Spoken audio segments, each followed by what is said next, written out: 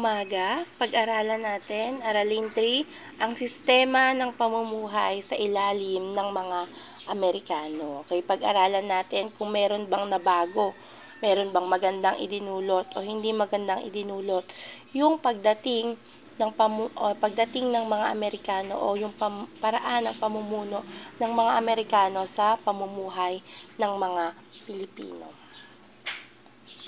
Okay.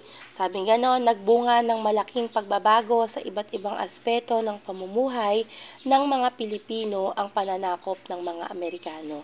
Kasi nung time na yan, dahil nga kasasakop lang sa atin ng mga Espanyol, merong mga nabago, merong mga napalitan, o di kaya ay merong mga naidagdag.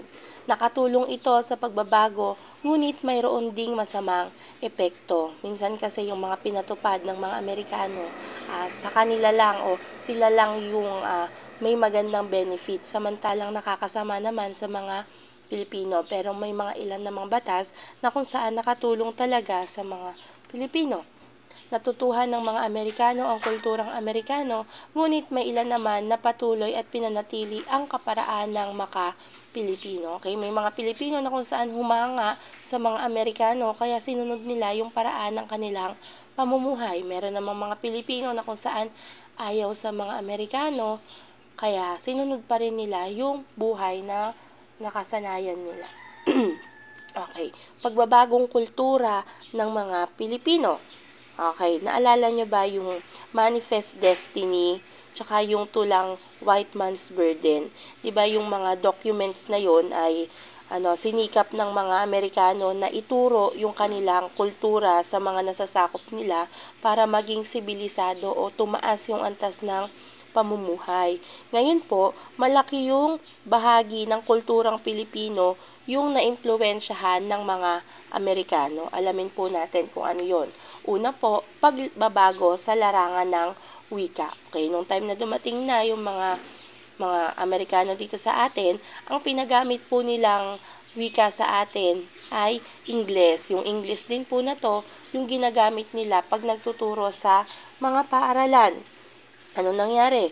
Dahil dito, unti-unting natutuhan ng mga Pilipino ang pagsasalita ng wikang Ingles.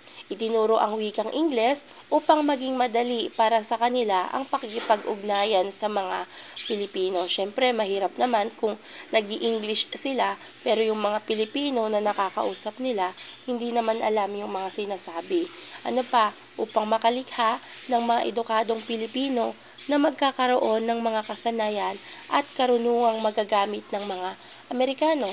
Siyempre, once na natuto na yung mga Pilipino natin, mapapakinabangan na nila yon para sa kanilang pansariling interes o sabi nila, makakatulong daw sa ating bansa. Ano pa? Ano pa? Sa patakaran din ng mga Amerikano, ay hinikayat nila ang mga Pilipino na aralin at gamitin ang wikang Ingles sa pakikipagtalastasan. Ngayon po, kapag nagbibigay din sila ng pangalan na dati po ay temang katutubo at temang Espanyol, binago na po at napalitan ng mga pangalang may impluwensyang Ingles. Ayun pa, ito din ang higit na nagpalaki sa agwat ng mayayaman at mahihirap na Pilipino. Ano pong nangyari nun? Yung mga mahihirap, ang ginagamit nila, yung mga kinagisnan nilang dialekto. Yun namang mga magagaling sa Ingles, sila naman yung mga mayayaman. Ang kalagayang ito ay lumikha ng isang kaisipan na ang wikang Ingles ay wika ng mga mayayaman at nakapag-aral, habang yung wikang katutubo o yung wika natin ay wika ng mga mahihirap at mangmang. Diba, nakakalungkot. Kahit nga ngayon kapag magaling kang mag-English, sinasabi agad na ikaw ay matalino. Pero kapag ikaw ay hindi magaling mag-English, ang sinasabi ay hindi naman matalino. Okay, ano pang pagbabago? Pagbabago sa larangan ng panitikan. Pag sinabing panitikan, ito yung mga awit, tula, kwento, bugtong, salawikain, sawikain. Maraming manunulat ang naging bihasa sa pagsulat ng mga obrang pampanitikan gamit ang wikang ito o yung wikang Ingles. Dahil nga yun yung ginagamit sa pagtuturo sa mga paaralan, Natuto na yung mga Pilipino na sumulat gamit yung wikang Ingles. Isa ito sa mga naging strategy din ng mga Amerikano para matukoy nila kung yung mga ginagawa bang obra o sinusulat ng mga Pilipino ay hindi against sa kanilang pamumuno o di kaya bumabatikos sa kanilang kapangyarihan dito sa ating bansa. O ngayon po, meron pong lumabas na tula, yung kauna-unahang tula na isinulat ng isang Pilipino sa wikang Ingles na Sursum Corda. Pangalawa po, meron ng unang Pilipino nagsulat ng maikling kwento gamit yung Ingles na may pamagat na Horrible Adventure na si George Bacobo. Sinundan ni Zoilo Galang, isang Pilipino o unang Pilipino na nagsulat ng nobela. Pag sinabing nobela, ito po yung mahabang kwento. Sumulat siya sa wikang Ingles na may pamagat na A Child of Sorrow at Visions of Summer. Next, pagbabago sa larangan ng panitikan pa rin po tayo.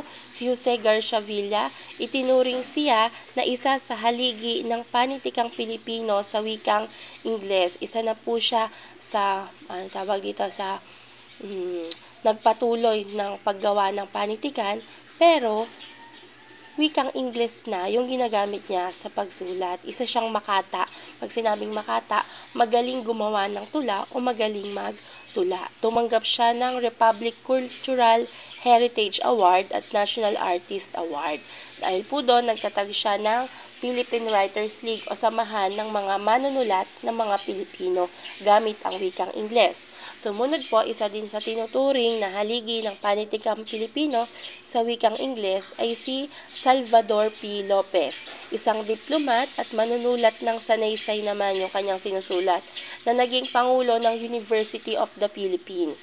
Higit na nakilala sa pagsulat ng panitikang Ingles sa akdang Literature and Society. Silang dalawa yung namuno sa pagsusulat ng mga panitikan sa Pilipinas gamit ang wikang Ingles. Okay, kahit na marami pa rin yung nagsulat ng wikang Ingles, meron din namang mga Pilipino na kung saan nagpatuloy sa pagsusulat ng mga Pilipinong akda, katulad po ni Jose Corazon de Jesus. Ang kanyang mga sinusulat naman ay temang makabayan at saka makakalayaan. Ngayon po, yung mga akda po sa mga dula ay tungkol po sa kawalan ng katarungan sa lipunan, kasi nung time na yan, hindi pa rin pantay yung pagtingin ng mga Amerikano sa Pilipino. Parang ganun pa rin sa mga Espanyol yung nararanasan ng mga Pilipino, pero hindi naman na ganun kahirap. Ngayon po, si Juan Matapang Cruz, sumulat siya ng Hindi Ako Patay. Si Juan Abad naman po, nagsulat naman siya ng Tanikalang Ginto. Si Aurelio Tolentino, sumulat ng Kahapon, Ngayon at Bukas. Ngayon po, yung tatlong yan na sinulat nila ay may temang naglalahad ng kalagayan ng Pilipinas sa ilalim ng mga Amerikano. Siguro, kinukwento nila yan dyan sa mga ginawa nila kung ano ba yung nararanasan ng mga Pilipino sa mga kamay ng mga Amerikano. Kaya dahil dyan, itinuring ng mga Amerikano na yung mga gawa nila ay may temang sedisyon at satriko o hindi sila agree sa pinaparanas ng mga Amerikano sa atin. Kaya dinakip sila at kinulong kasi isang malaking kasalanan yung ginawa nun. Kinukontra nila yung kapangyarihan ng mga Amerikano o yung mga pinapatupad ng mga Amerikano. Pangatlo po, nagbago din sa larangan ng musika at awitin. Diba dati bago pa dumating yung mga mananakop, pero ng mga bugtong o di kaya awitin yung mga Pilipino natin. Pero pagdating ng mga mananakop ay nadagdagan at saka nabago yung mga yon. Ngayon po, yung mga folk song ng mga Amerikano tsaka classic awitin ng mga kanlurani ng mga taga-western ay kasama ng itinuturo sa mga pampublikong paaralan. Ngayon din po, marami din ang nagtayo ng conservatory. Pag sinabing conservatory, etong school na to ay related siya sa music, sa arts, at saka sa literature. Marami ding nahumaling sa musikang jazz. Ngayon po, naitatag po yung Conservatory of Music of of the University of the Philippines. Ito pong school na to, tinutulungan po yung mga Pilipino na mahasa pa yung kanilang mga talento pagdating sa larangan ng music. Ngayon po, si Alexander Lipay, nagtatag siya ng Music Academy of Manila at Manila Symphony Orchestra. Ngayon, si Nicanor Abelardo, Francisco Santiago at Antonio Molina ay ilan sa mga Pilipino na produkto ng conservatory. Sila ay mahuhusay na kompositor. Lumilikha sila ng mga awitin. Kaya ano pa? Ngayon po, nakilala si Mercedes Matias at Isang Tapales. Sila po ay mahuhusay na musikero. Kilala sila sa ibang bansa na yung boses nila ay soprano o matataas yung mga awitin na kanilang inaawit. Ngayon, nakilala din si Jose Santiago Font na mahusay sa bass. Si Jovita Fuentes na tinawag na diva. Siguro sobrang ganda ng kanyang boses at ng kanyang mga inaawit. Nakilala din si Luis Valsia at Ramos Tapales na kung saan magagaling naman na magaling sa violin o sila ay mga kilalang violinista. Ayan po, yung mga nakilala nun. Pagbabago sa larangan ng sining, iskultura at arkitektura. Siyempre, hindi lang sa wika, hindi lang sa mga musika, sa larangan ng panitikan may pagbabago, kundi pati sa sining. Pag sinabing sining, ito yung mga design ng mga building, eskultura at arkitektura, kung paano nabago ng mga Amerikano yung itsura ng mga building na kanilang ipinapatayo dito sa Pilipinas. Okay, pinakatanyag po na pintor sa panahon ng Amerikano noon dito sa atin ay si Ferdinand Amorsolo o Fernando Amorsolo. Yung kanyang mga ginagawa ay patungkol sa kultura at pamumuhay ng mga karaniwang mamamayang Pilipino. Pag sinabing karaniwang mamamayang Pilipino, sila yung nakatira sa mga rural area. Dinodrawing niya yung mga pamumuhay tsaka kultura ng Pilipino, pati yung mga makasaysayang nangyari sa Pilipinas. Ngayon po, nakilala din si Guillermo Tolentino. Matanyag naman siya sa larangan ng eskultura. Siya po yung lumikha ng oblation sa University of the Philippines. Yung lalaki na nakahubad tas nakadipa doon sa may harapan ng school ng UP sa Manila. Tapos yung Bonifacio Monument kung saan umani siya ng parangal. Maraming nagandahan o nagustuhan yung kanyang gawa kaya binigyan siya ng iba't ibang award. Ito po yung mga ilan sa mga gawa ni Ferdinand Amorsolo. Pinapakita niya yung pamumuhay ng mga Pilipino tulad ng pagtatanim, pagsakay sa kalabaw, o di kaya pag-aani ng mga prutas. Ito naman yung dalawang kilalang gawa ni Guillermo Tolentino. Ito po yung oblation sa may UP. Ito naman yung Bonifacio Monument. Ano pa? Ang mga likha ng mga Pilipino sa arkitektura ay kakikitaan ng impluwensyang Europeo sa disenyo at impluwensyang Amerikano naman sa inhinyero. Okay, nung time na yan, syempre nga dahil na-colonize na tayo, yung mga design ng mga ginagawa ng mga Pilipino pagdating sa building, may halo ng Europeo o galing sa mga Espanyol at yung mga inhinyero, yung mga engineer naman natin ay naimpluwensyahan naman ng mga Amerikano. Ngayon, para matigil na ang hindi pantay na pagtingin sa mga dayuhan at Pilipino sa larangan ng inhinyera at arkitektura ay isang batas ang ipinasa sa Asembleya ng Pilipinas.